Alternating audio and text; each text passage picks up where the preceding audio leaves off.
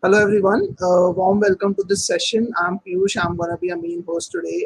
In this session is going to be really interesting because we have a very special success story today. A very special story today of Vikhyath, who has given it a lot to the GMAT preparation and has achieved like 710, which was very close to his target score with flying colors in his fifth attempt. And it's a very different story, as I said, very special story. You come across a lot of people, some people who get 760, 750 in the first attempt in 1 month, 2 months. We know, like, we hear those stories and we feel very motivated. Yeah, this is so great. The person has achieved 750, 760 in 1 month. But trust me, those cases are like 1% or 2% out of all people who get a 700 plus. Most of us, when I say most of us, I include myself, because for me also, that 740 on GMAT did not come easy. It took me a lot of hard work. I remember, like, verbal was a nightmare. 6 months of preparation, and after that, I take my first mock test and I get a verbal 13. So that was the kind of score that I was at, and it took me a lot of effort and hard work to kind of break that barrier and get to the 740 mark finally. And that's why I'm calling that the story that we are gonna have today is gonna be very special, because Vikhyath is another candidate who has achieved it through his perseverance, through his grit, and a lot of smart work, not just hard work. If I remember correctly, like, Vikhyath, when he started his journey, for 6 months he prepared, got to a 600 in his first attempt, and then after that he did not give up. He continued trying, pushing himself really hard. And for the next 3 attempts, he pushed himself hard. He even worked with one of a leading course. I think E-GMAT was one of the courses that he took. And on his fourth attempt, also, he was able to get to a 640.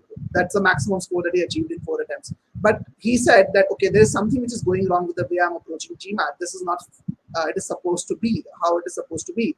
And he said that, okay, I'm not going to take the next attempt in a hurry. I'm going to plan things better. And he strategized. And the next attempt, in the very next attempt, fifth attempt, he was able to get directly to a 710. So that's a huge significant jump that happened, considering that the first 3 attempts did, like, last 3 attempts did not give him a significant improvement.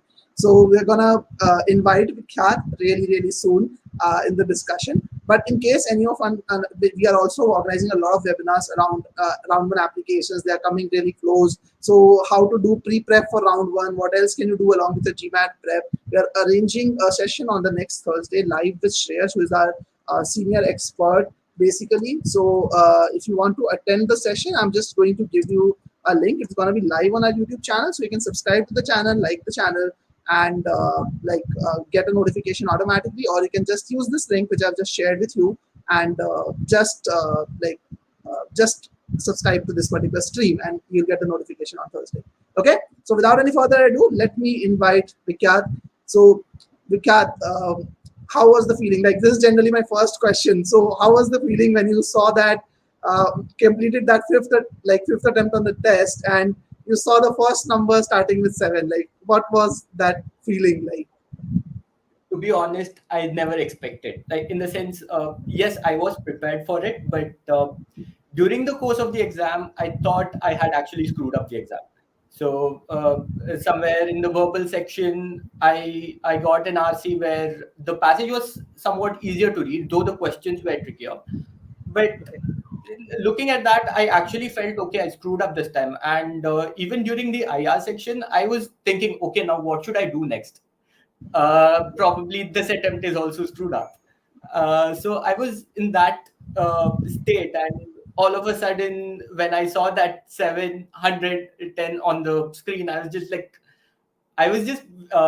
almost screamed there. So it was that kind of I can totally relate to those feelings. Trust me, like, and then this is one question that I especially want to take up.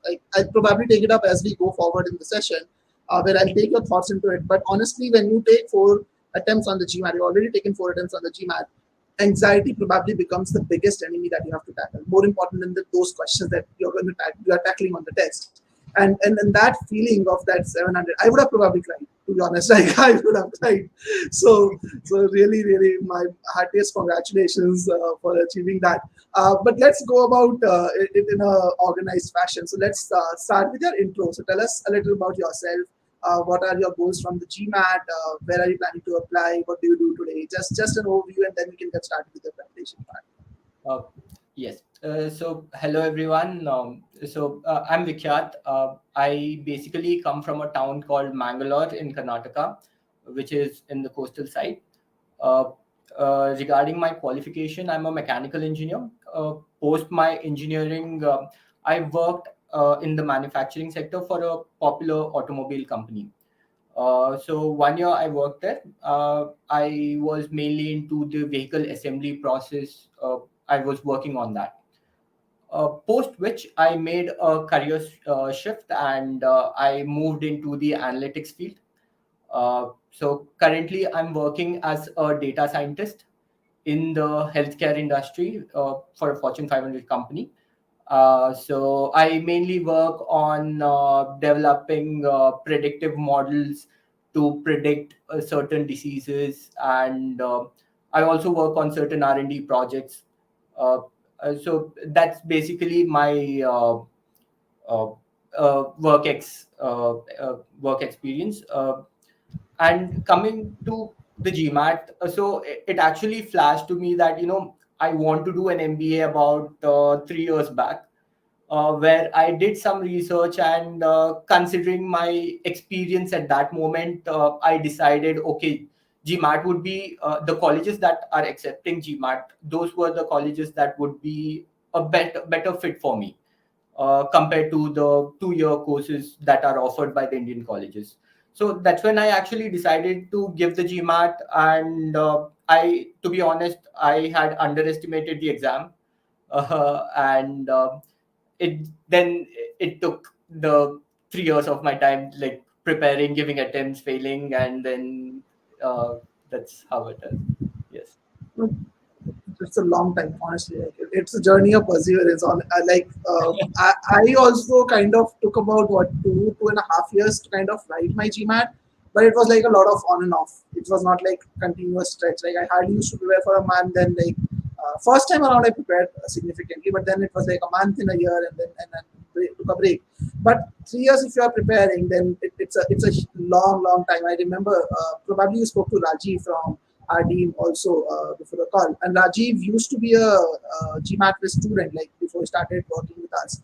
And he also had a very similar story. Like he took about two good 2 years to kind of get to the dreams course, but he's finally gotten into USC Marshall and trying to US the next month itself. So it's definitely a story of perseverance. So have you thought of like which colleges are you going to apply to, like looking at India specifically or abroad schools as well? Yes. Currently I've applied to the B schools in India, like ISB, and I mean, I'm planning to apply. I've sent my scores to ISB and the executive programs from IIM Ahmedabad and Bangalore. Added to that, I'm looking for B schools in Europe as well. Uh, right now, I've sent my scores to Oxford and Cambridge. uh, I'm doing a little bit research on that as well. So I'm figuring out what would be a better fit for me.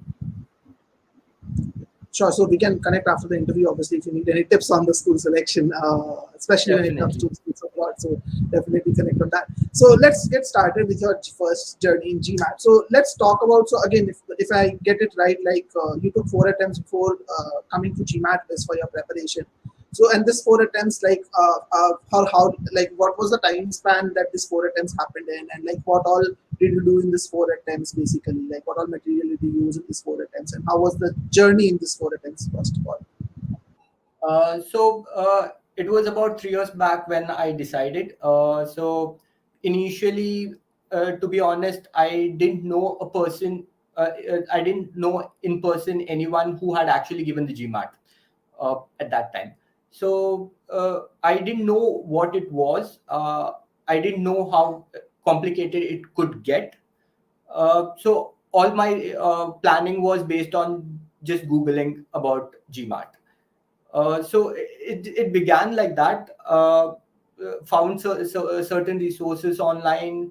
I started with self prep, and I took around 6 months to give the exam. And during that time, I wasn't thoroughly prepared. Be it any concepts, like I say I would have uh, studied like some 20% of the basic concepts. So I wasn't sure with the basic concepts at all when I gave my first attempt. And then that's when I scored 600. Uh, but then after my first attempt, okay, I thought, okay, I need to join, take a course online. And I was pretty much comfortable with the online course rather than the classroom one. So I decided to go with the E-GMAT for the, I enrolled there. Uh, that's when, yes, I mean, I'm not complaining about their course or anything, but uh, what I did follow everything in detail. So the basic concepts such as in verbal, now if we say from sentence correction itself, I knew what subject verb agreement was. I knew what verbs, what modifiers were.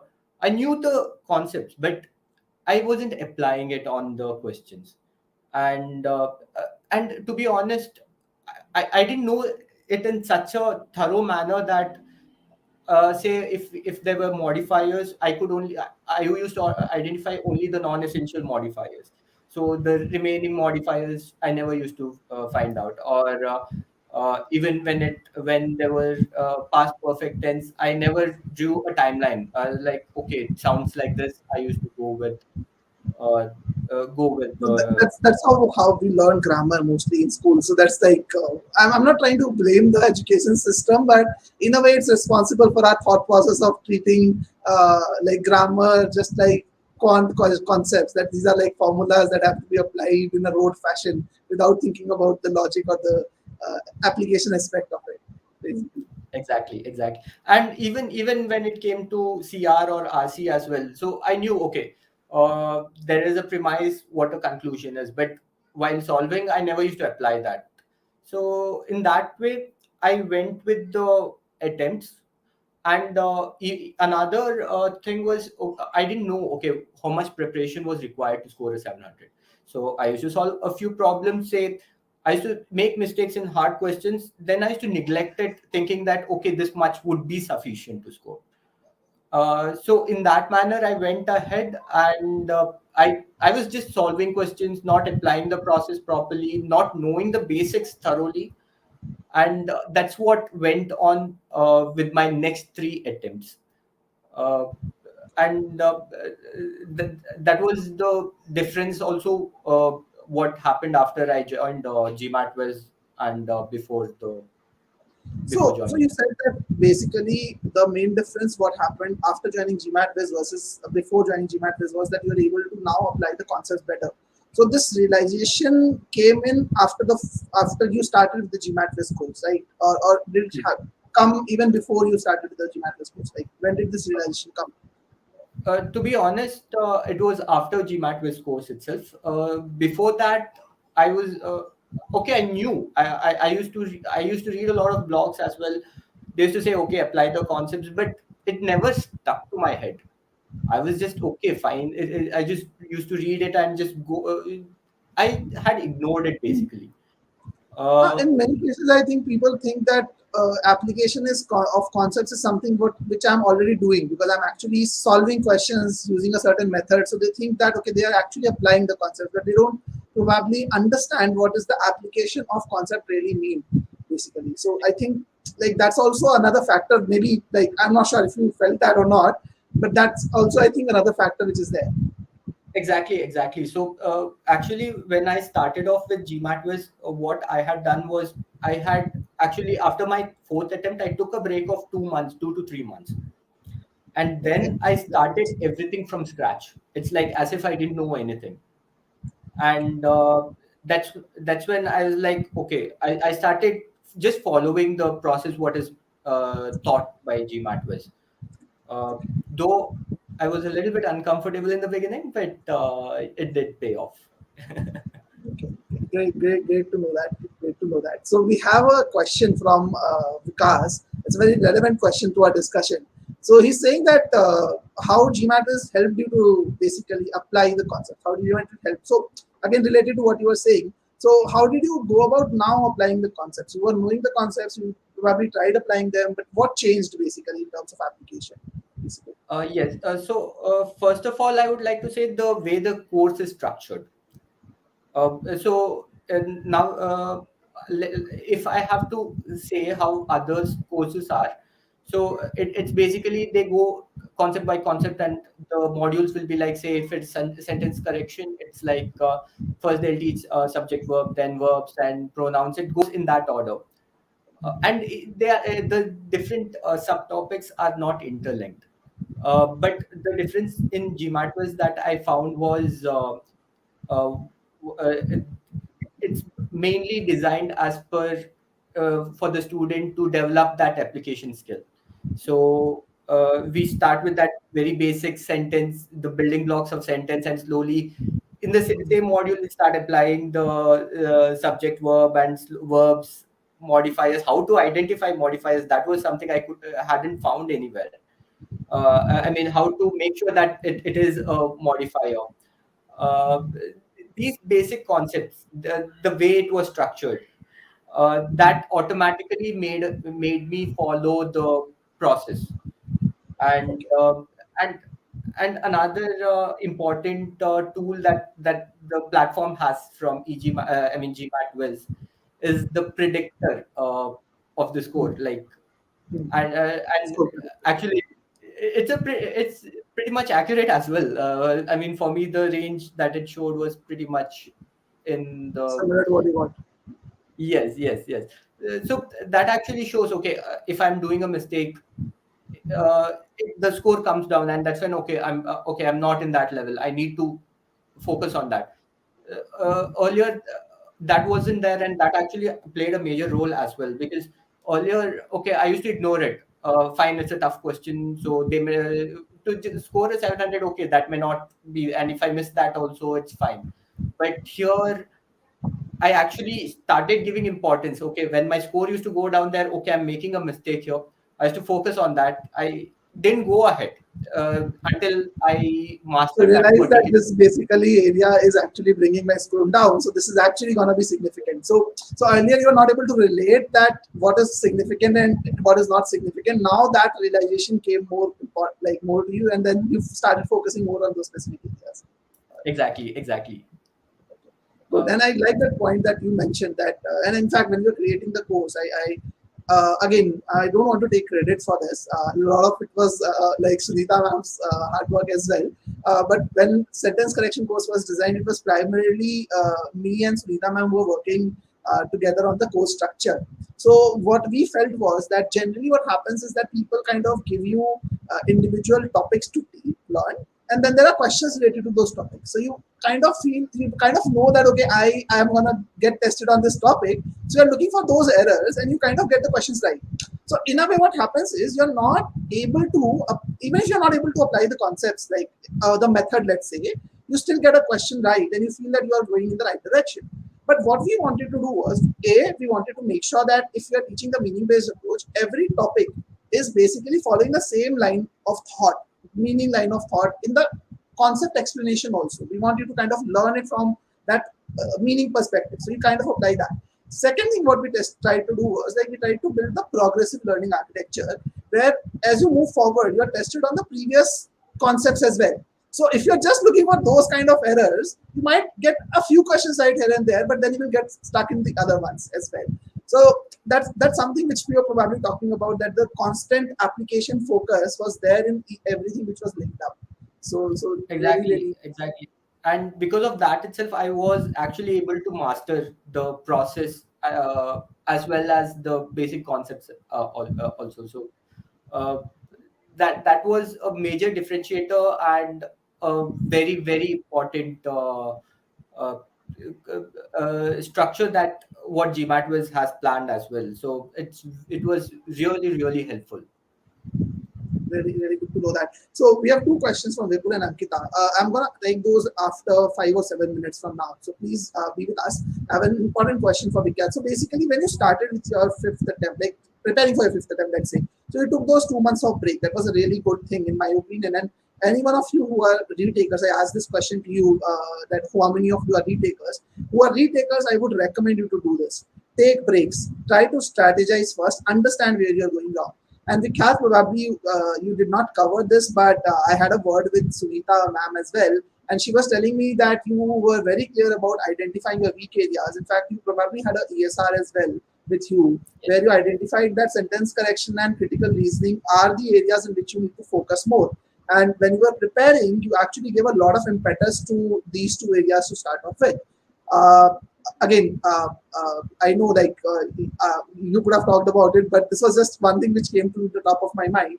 So, just very important lesson for everyone that if you're preparing, you need to understand exactly what your pain points are and basically start from those pain points in that fashion. And that's why probably we can't focused on SC a lot because that was the first thing that he had to work on and improve. So what was your timeline like? Like how much of the time that you spent was like I know it's a difficult question to answer, but even a rough idea will do. So how much of the time did you spend on SC, then CR, then RC? Like what was the timeline like?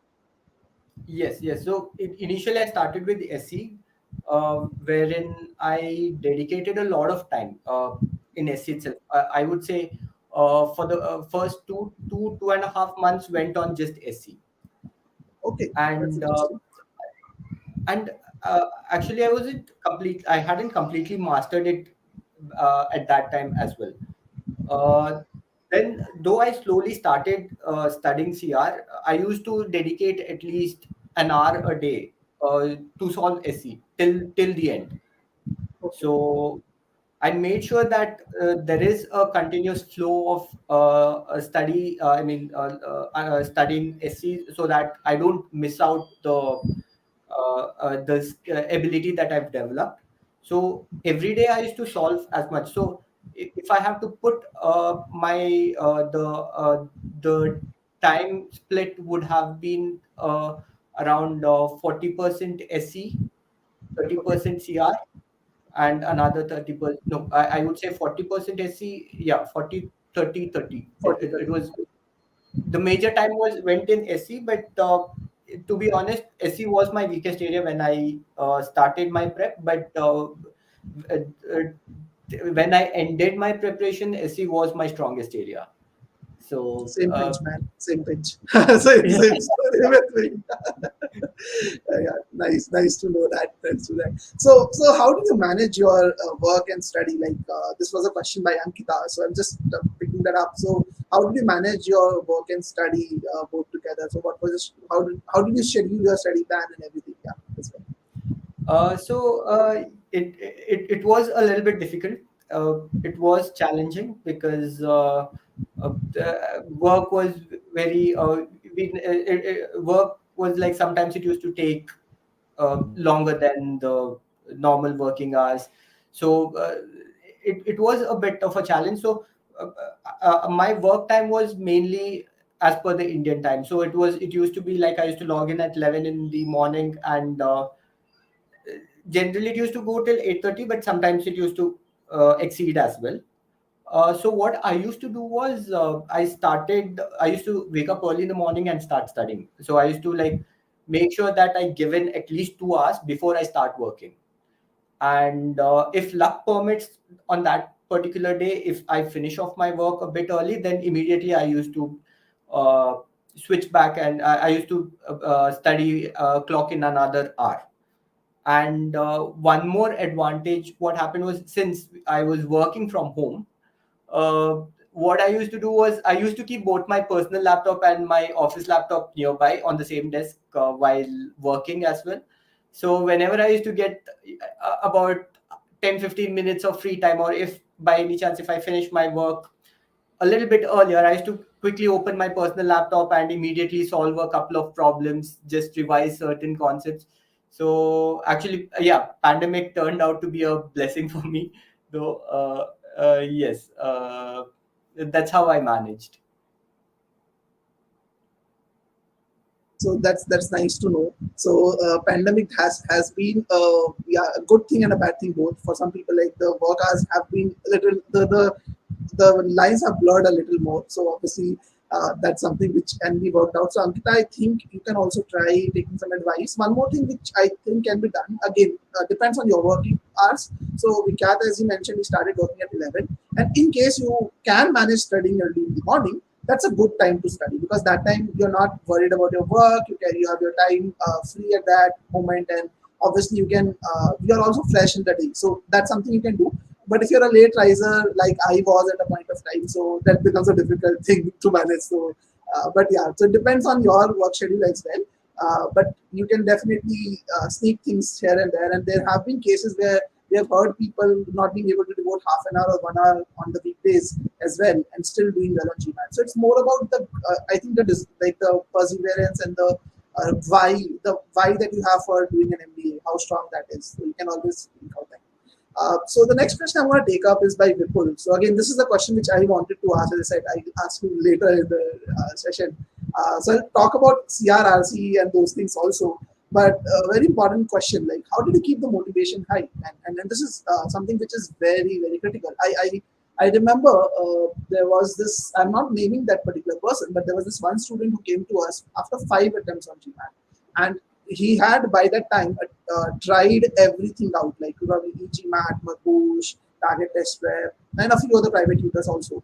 Uh, and we started working with him.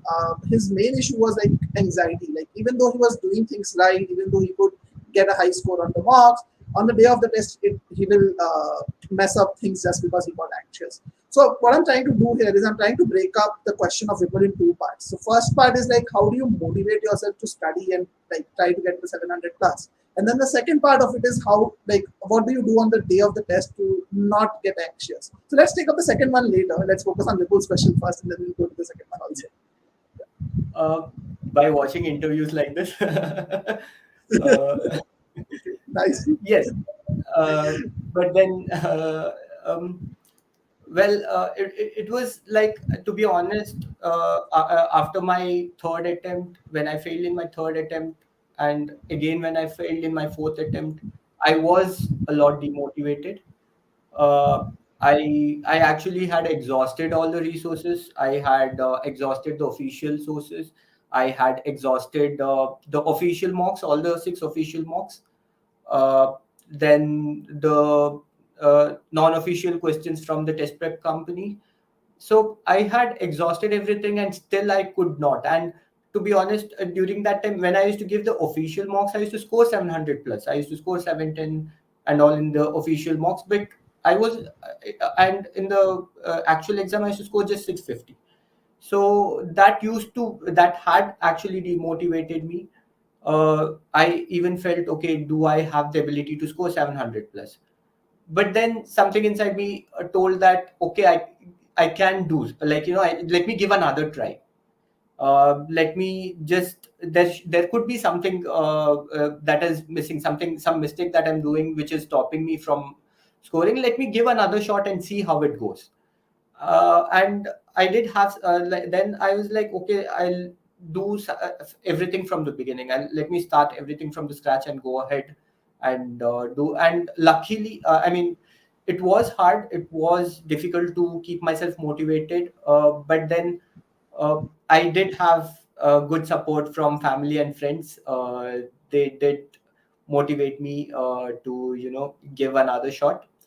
uh, and it's just that, okay, there was this thing in my mind that, what if I don't try, I might miss out this once in a lifetime opportunity of studying in a top B school. So that is something that kept me, okay, I want to get into this B school, and score a really high if I don't score really high, then it may not be possible. So I just wanted to give a shot and, try till I No, very, make. very, very, very important point that you mentioned that two things, I guess. Like one is obviously that like again, anyone of us who has not done their bachelor's from a premium institute can basically understand this better. When you go in the job market, you tell them that I am from XYZ college and not from, let's say, a IIT or let's say an SRCC. We get treated differentially, right? And probably when I'm not sure about you, but like in India, generally what happens is a lot of people don't get the right career advice. Like none of my let's say uncles or aunts ever attended college. So I was the first one to attend college in my life. So for me, just doing a bachelor's was a big thing. So I didn't know what an IIT could be. It was like always out of reach in my mind. And then I knew that I have to now take control of my career, and GMAT is the thing, or let's say this test is the thing which can help me get there. That is, I think, the biggest motivation factor. So as Vikhyath mentioned, that is something which keeps you motivated. So always look at the goal. Like, okay, I know the journey is going to be difficult, but if I kind of get into that school, I'm going to command my entire career, which is going to last for about 20, 30 years more probably. So that's what is the where the focus should be. And the second thing, the support of your family and friends. It's very, very critical. Again, unless you are someone who kind of gets demotivated by performance pressure, ideally the support from family and friends is going to work in your favor. So two really good points we can. So I think people, you can take those notes and maybe just focus on your why and get some support from people around you. So coming to the next question, like how did you deal with that anxiety on the day of the test? What was that thing that you did? So the time when I actually faced an anxiety, I was really anxious was in between during my giving a mock. While giving an official mock, uh, at once I was very anxious and I could not focus. So that's when I realized, okay, this thing can happen in the exam. So first attempt I was underprepared, I was overconfident, and I went. Uh, and so uh, I was not really anxious in my first attempt. During my second attempt, that's what happened. When I was giving one mock, I actually had a panic attack, and I was really stressed. But then that's when I felt, okay, if this happens, then in the actual exam, then the entire exam will go on toss. So I actually tried, okay, to be as calm as possible, and I went on that mindset that whatever happens, there's another attempt. So till now, I've prepared something. Uh, if I screw up, there's another attempt. So that's okay. I went in that mindset, and I gave the exam. So uh, that's how I could actually be very calm and give the exam as well. That's really really great to know because like that performance pressure I think so. I remember my attempt. I just took one attempt on the GMAT. I'm generally a calm test taker to be honest. So I remember I did not do anything on the day of the test, and I went to the test center, and there are like three people who were sitting outside. One of them had a OG in his hand, like just flipping through the pages and like doing some questions. Maybe I don't know why. There were a couple of people who had their notes and were just doing everything that they could to revise them. And I was thinking that, okay, what the hell are you doing over there? Like you're messing up, you're building up pressure unnecessarily. And your main task is to just go with a calm mind. And especially, I feel that this is more true if you're actually someone who struggles with verbal, because in verbal we require your 100% focus on the context. If you're not understanding the context, you cannot get the question right. And if your mind is clogged with all your previous attempts, all your mock tests, what will happen if I don't get this right? Then it creates a problem for you. And if you are thinking, okay, if this doesn't go right, I have another attempt left, you're free. And then that helps. So great, great tips, definitely. We can, To be honest, actually, I hadn't even taken the official mock before my recent attempt. So I didn't know okay. where I was standing as well. So I just went, okay, let the exam surprise me. So though I was prepared, but I didn't have much expectations as to, okay, So how you were much I doing might. additional tests and other things basically, and maybe the GMATWhiz mocks were you were taking, but you did not take Yes, any official mock basically. I had actually exhausted. So yeah. That makes sense. Makes sense. Makes sense. Good, yeah. So let's. I want to talk about CR and RC a little bit as well. So there is a question from one of the viewers. Unicorn is the nickname, obviously. Hopefully, yeah, it should not be the real name. But Unicorn is asking how do GMAT differs from other courses. So I think Vikhyath, you talked about the difference in sentence correction thought process that you had. So we have already covered that. Unicorn, you can just watch the first like 10-15 minutes of the video and you'll get that. So in critical reasoning and RC, how did your thought process change? Again, I just don't want you to focus on how GMAT is different because that will end up being discussed because that's what changed your thought process. So, how did your thought process change in CR and RC in particular? Like, what happened with your thought process? Yeah. So basically, CR was my strongest area when I just started my GMAT prep compared to other subsections. So I was able to solve questions, but even without applying the proper process, I was Mhm. able to solve some hard questions as well. But I used to get equally good proportion of wrong. I used to make mistakes in hard questions. But then comparatively, I used to do better in CR. So in earlier attempts, I was kind of overconfident with CR. Uh, and even when I was actually giving the official mocks, I used to score really high in CR. I used to almost get almost all the questions correct. So I was kind of overconfident. And though I knew what a premise is, what a conclusion is, we should pre-think before going to the answer choices. I really didn't apply when I went to the test. So I just rushed through the argument, and then I used to find look for an answer.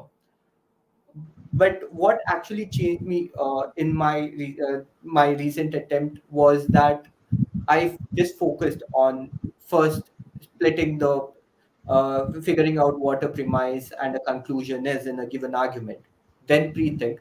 And another important point was I read the answer choices slowly. I didn't rush through it. Uh, to be honest, in the exam itself, when the difficulty level started going up in the CR, there were like I could easily eliminate only two answer choices, and then three answer choices were very close, and I had to read it multiple times to just understand what was happening. So I was very conscious Mhm. while reading, not just even after pre-thinking. So while going through the answer choices, also I was very conscious with what it actually meant, uh, and I eliminated each choice after being sure that okay, this doesn't make sense. So uh, that Really, patience is very much required in CR because it just can't just rush through. Though we do we get a good accuracy while practicing, but yeah. no, so Uh, just to summarize, I think Vikhyath, what basically happened was that you were naturally good in CR. May not be great in CR, but naturally you were good. So even though you knew that okay, these are the steps that are supposed to be followed, you were not following them consciously. And what you did now was you put in that extra effort, and I'm emphasizing on the word putting in that extra effort to kind of consciously follow those steps if you want to achieve greatness in CR. Because unless you follow those steps, there is always a possibility of you getting stuck in the close choices, and that's what helped. So, very important lesson. If you're just here to kind of get a secret tip that is a shortcut to success, there is no shortcut to success. You have to be a methodical person. You have to go through it in a step-by-step fashion. You cannot have shortcuts, basically. Right? So that's something which is very critical that you mentioned about critical reasoning.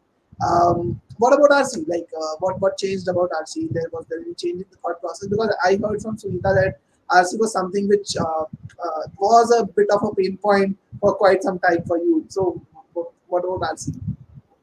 so initially I was so when it comes to RC, I'm not a very quick reader. I'm a very slow reader.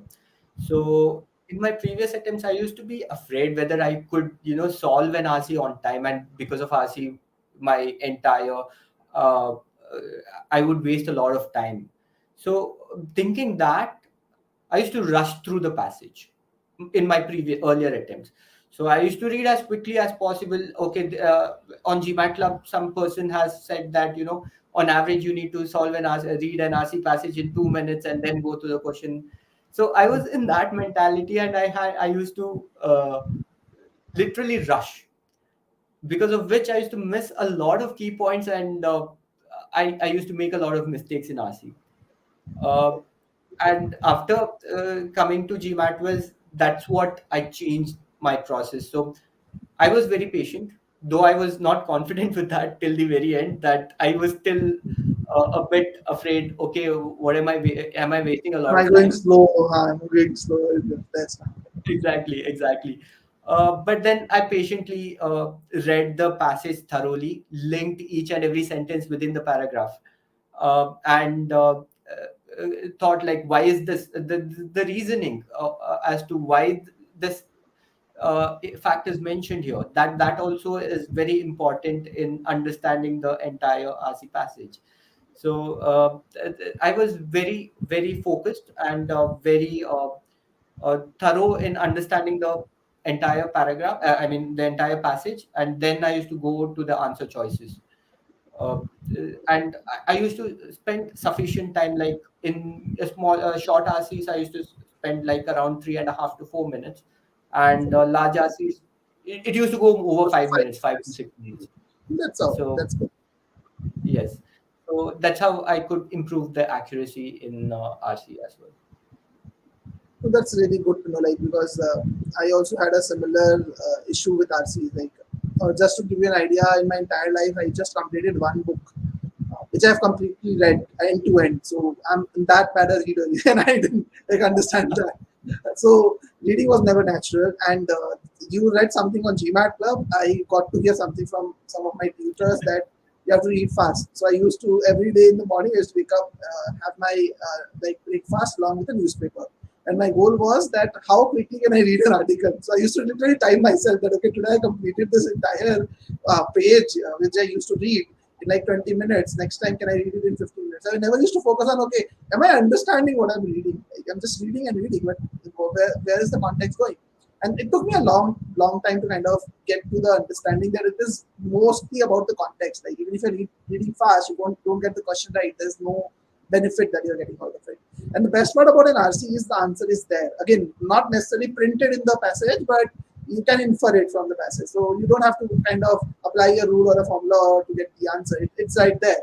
So that's something which helps, and good that even though you were kind of having two thoughts in mind that I'm going slow or not, you still stuck to it and you see the results now with you. So that's really great to know. To be honest, I had actually written to Sunita ma'am also, like about a week before my final exam. Like, I am taking too much time in RC. I was like, what should I do?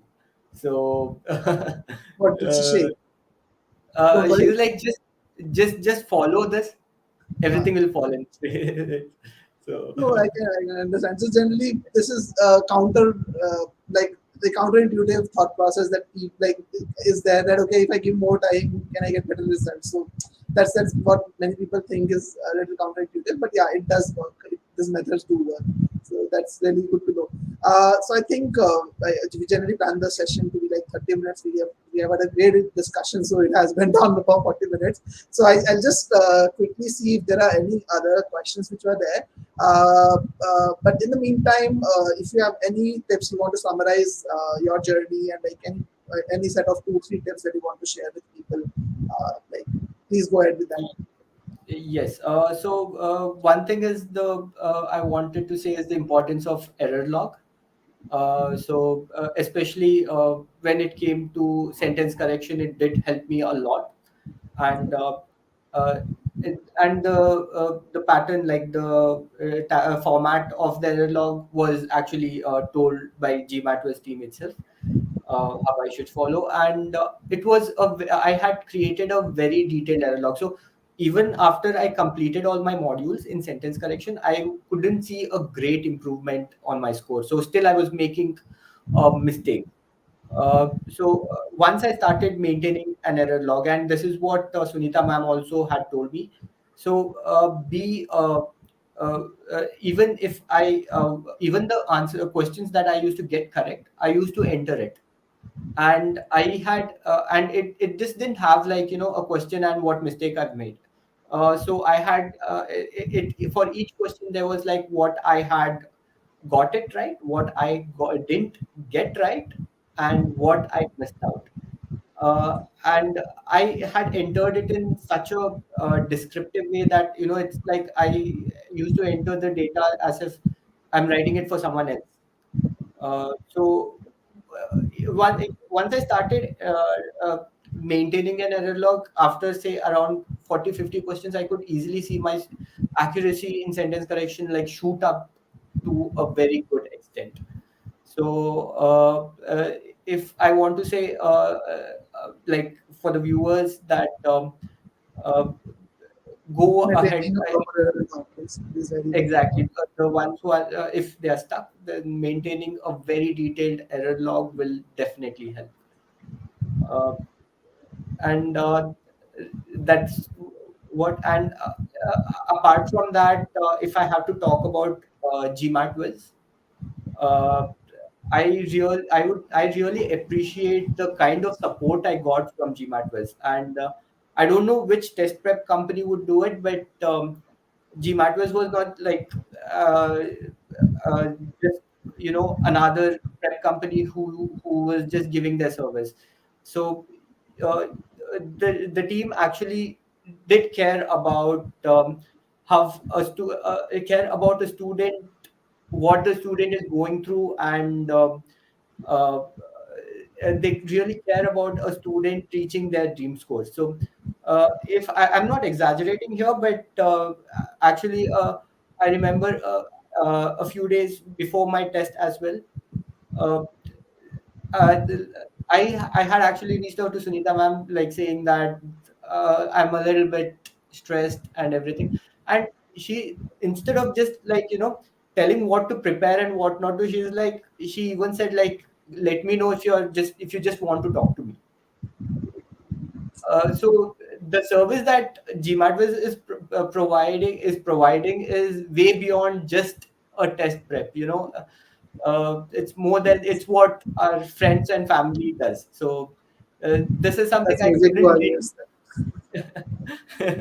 So this is something I really appreciate, and this is Very, something that very happy to company know has. that, because honestly, when we before we started, like we worked with a lot of companies again, as experts, as mentors, as tutors.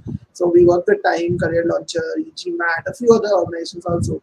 And what we felt was that a lot of it is around commercialization. Like, it is about business at the end of the day. Again, you have to focus on commercial aspects as well to run something successfully.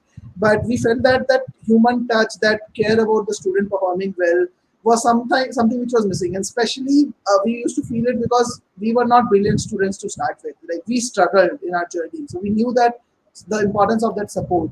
And it's really great to know that you could feel that, because obviously we want to deliver that support. Whether we are able to deliver it or not is something only our students can tell us. So really, really happy to hear that. Vikhyath, thank you so much. Thank you so much for letting me know. And Sunita is a great tutor. Like, I was a student. I know, like, she's probably the best that I've seen in the industry. So no doubt about that. And I think you covered a lot of other tips also, like, during the discussion. So probably you didn't want to repeat them, but yeah, the most important thing which I felt, and Vika started with it, was application of concepts. So if you are someone who has done a lot of prep and you're not seeing the clock moving, you're not seeing the scores improving, the main reason is that you're probably going about the approach in the wrong way, especially when it comes to verbal. There could be other reasons also. So in case you want to have a discussion with any of our team members, there's a link in the comments, in the description. You can use that to schedule a call with us.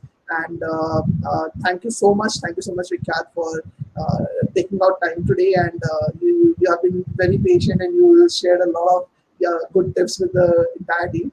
And all the best. This journey has been really very challenging. You have done a great amount of work on this, and the good thing is now you have the score with you for all the Indian B scores that you're aiming for. 710 is a pretty good score. With your profile that you mentioned about, it's going to be a very good score. You just have to get the essays right, especially for ISB. Europe also with the 710. Generally in Europe, the trend is that they want to look at a broader profile rather than a GMAT score. So just to give you an idea, again, you might have seen some of the interviews as well on our channel. There are students who have gotten into NCR with the 700 as well, GMAT students that we know of. And it's not like in Europe they focus a lot on your school. So even if you're looking at some schools in Europe, 710 is a pretty good score to apply to. But just one advice: we're looking at schools in UK, apply it in round one only. Like, round two becomes very competitive, especially in UK. Outside of UK, it's not that big of an issue. But I think we can connect to more, discuss more in depth about this. But Definitely, thank you so definitely, much. I'd love. Yes. Yes. Thank you. Thank you. Thanks a lot for having me as well. Yes. Okay. Okay. Bye bye, everyone. All the best. Thank you.